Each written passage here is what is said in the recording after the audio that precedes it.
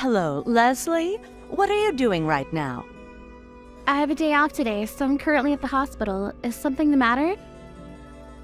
You're not working? My, how lucky to get a day off in the middle of the week. While Kennedy's still working, no less. Aren't you at least a little bit ashamed? I'm working hard every other day, Mrs. Roberts. What can I do for you? Neither you nor Kennedy have been coming over to visit us these days. Mind telling me what's up with that? We don't get many chances to visit, and recently we've both gotten busier with our jobs, work piling on and all. That's just an excuse, isn't it? It's not, I assure you. You seriously can't make some time to see me and my husband? See, this is exactly why I despise women near 40 without any children. It's like you don't feel responsible. You're just saying work this and work that when you're just running, aren't you? Anyone would agree that load of BS is just a good excuse to explain why you don't have children. But it's not like that at all, you see. It brings me sadness that you would think that way, but we will visit you whenever we can, I promise. And when would that be, precisely? You do have your day off today. You get over here right this instant. Right this instant? I'm still at the hospital, Mrs. Roberts. In addition, it does take about an hour and a half to get to where you live. I also have some other plans later on in the day, so I'm afraid today will be difficult. Ugh, excuses again? These are not excuses, Mrs. Roberts. I wonder how we can live together if this keeps up. What? We don't have any plans to live together, Mrs. Roberts. Give it some time, and you won't be able to say that sentence anymore. What do you mean? You see, dear, we've decided to reform our entire house. Oh, is that so? I didn't know about that. It's going to be a big project, and the house will be bigger when it's done. Aren't you excited? Yes, I'm very excited. When will the reforming start? We're still discussing that, but once the construction's finished, I thought we could live together. Oh, what? It's scheduled to finish sometime next year, so you'll have plenty of time to get ready, right? Mrs. Roberts, could you refrain from deciding stuff for us, if you please?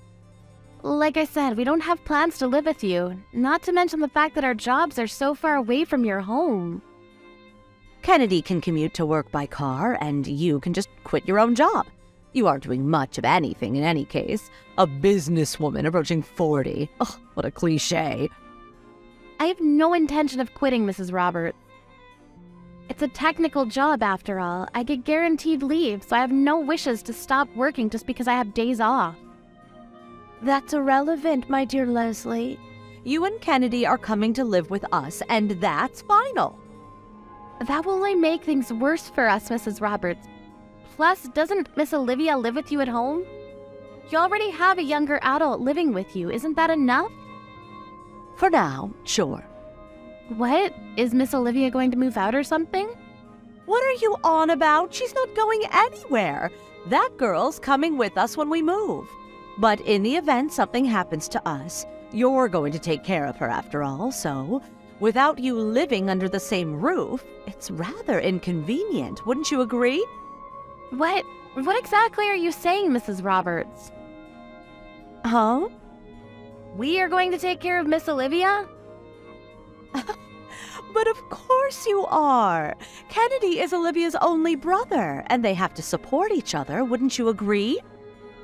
I doubt that's what Kennedy would want, Mrs. Roberts, and I think you know about this. Kennedy doesn't particularly like his sister. Oh, that's only superficial nonsense. Either that or he's just saying that it's you he's talking to. They are family, no doubt about that, and they must help each other out. Forgive me, but I beg to differ. But in any case, we already have so much on our own plate, we can't help Miss Olivia in any way. She's not even working, despite all of her credit card loans. There's no way we can help her. That's exactly what family's for, Leslie. Olivia's your sister too now, isn't she? I'm sorry, but I've never thought of her as my sister. The heck? Then what was she in your eyes this whole time? Only that there's someone else living in your house. We've only met like twice since Kennedy and I got married. And she spends most of her time secluded in her room, doesn't she? That girl's a hard-working academic. Her room's filled to the brim with books. Unlike you, an unintelligent, broke woman, she reads her time away. I read books too, Mrs. Roberts. The only difference is that I can only buy books I can afford with everything else. Oh, shut the hell up. You're going to live with us very soon, so I suggest you get comfortable with Olivia. Mrs. Roberts, I'm going to be clear here. We're not going to live with you. And during the reforming, my husband and I are going to visit other relatives. I see. But they say they really don't have the space for Olivia and can't make any more room. So I'll say my thanks now. So it's done. Wait, what? Don't tell me you're entrusting us with her. Is that such a bad thing? It's just not possible. We can't take care of that kind of dead weight. Why? Aren't you a cruel human being? Choose your words wisely before you say them. What do you mean by dead weight? I think I can speak for your other relatives when I say so, but it won't be a huge bother for Kennedy and I, so let's put a pin in this. It's already settled, and Olivia's getting ready under the pretense she's moving in with you. She'll head over next month, or maybe the next. Take good care of her. Are you not understanding what I'm saying? We don't have the space for her books, assuming she brings any. When it's finished, the house will become Olivia's dream home, you know, and you'll be living in it too. Maybe you should ask her for the arrangements. What? Her dream home? The second floor will pretty much be her study, you see. We're planning to install a lot of bookcases. And how do you propose Kennedy and I live there with those plans in mind?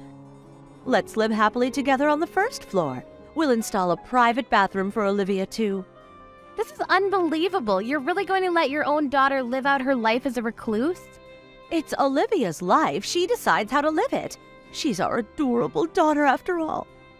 And yet you accuse me, a childless spouse approaching 40, that I'm only using work as an excuse to not have children. What about Olivia? She's 44 right now, isn't she? There's no way she's going to get married, and she hasn't worked a proper job in over 10 years, right? She had a proper job up until 10 years ago. Isn't that good enough? And I never told you the reason why I'm at the hospital. I'm actually expecting a baby. What? Really? I was going to tell you after I had a proper examination. It's a shame it turned out this way. Oh, how marvelous! All the more reason for living together, isn't it? You're finally having a baby! Oh, I can finally see my first grandchild. Not in a million years will we live with you. What? Why? We can't live in a newly reformed house with the second floor a haven for a recluse. With our darling baby, you see.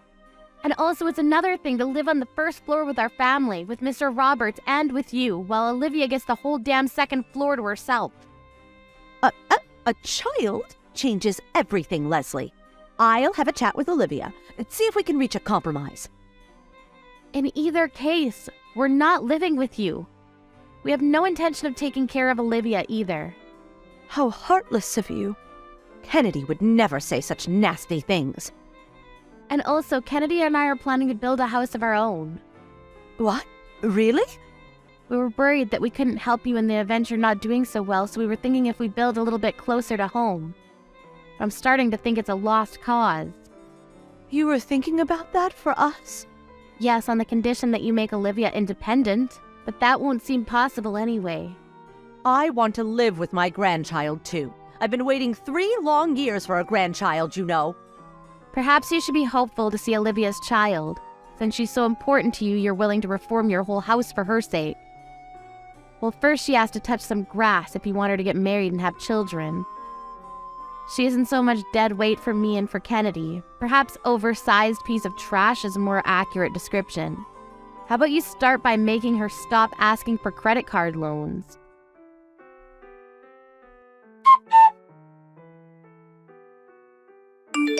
Leslie felt like she'd gone a little too far with what she said, but Kennedy praised her, saying "great job" when she told him what happened. Later on, Kennedy himself contacted Mrs. Roberts and told her that the plan to build the house closer to home was scrapped, and they would be instead building even further away. He also told her that unless Olivia became independent, even when the baby was born, Mrs. Roberts would never see it. Chloe, my mother-in-law, was enraged, scolding her son for insulting his own sister that way. But George, my father-in-law, agreed that although he did love his daughter very much, she couldn't live like this anymore, and he told us he'd ask her to find her own place. But then Olivia flew into a tantrum and nearly destroyed the entire house. The police had to get involved to stop her. Now Leslie and Kennedy are apparently searching for ways to cut ties with Olivia.